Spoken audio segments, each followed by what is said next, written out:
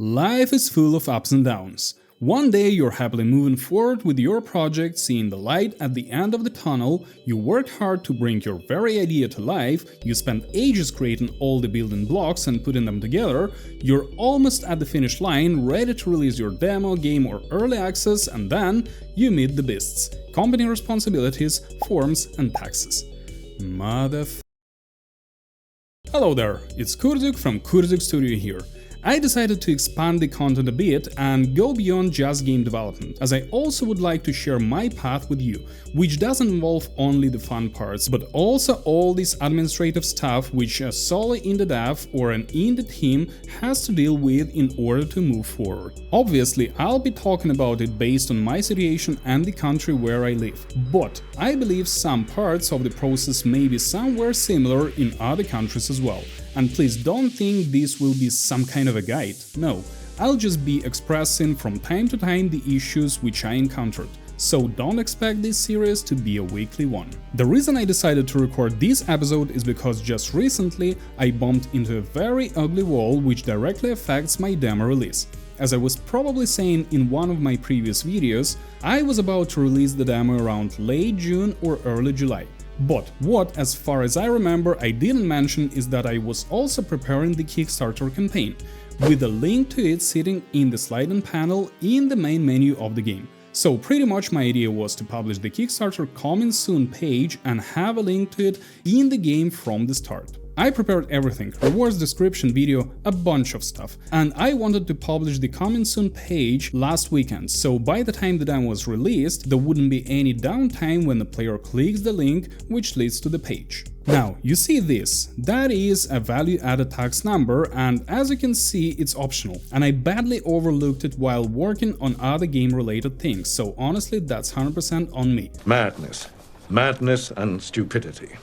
That's one of the joys of being a solo dev when you have to have eyes on your arse. So, I decided to dig deeper and realize that it's in my best interest to register for tax before starting the campaign, which alone takes about 2 weeks to process. Well, as far as I was told at least. At this stage I was completely pissed off at myself.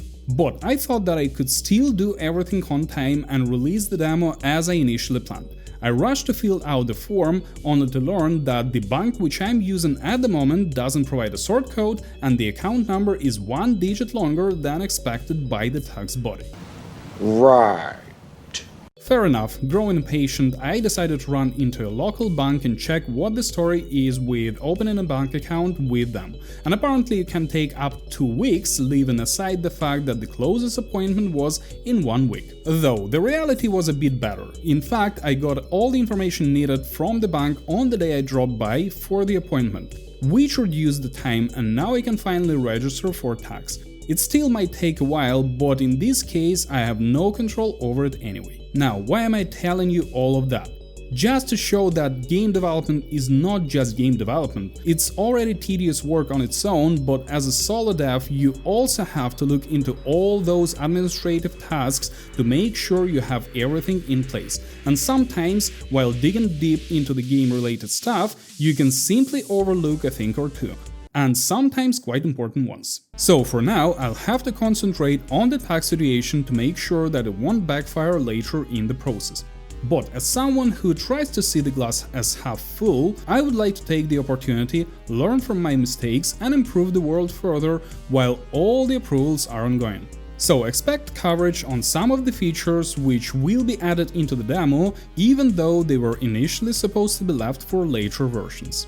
Just recently I improved the lowest zone of visuals further, changed the way the main menu works, and further improved the runner level. But all of that will be covered in Devlog soon, so stay tuned. Subscribe to the channel if you want to track the development process and visit the Steam or itch.io pages if you wish. I also have other socials, links will be in the description below.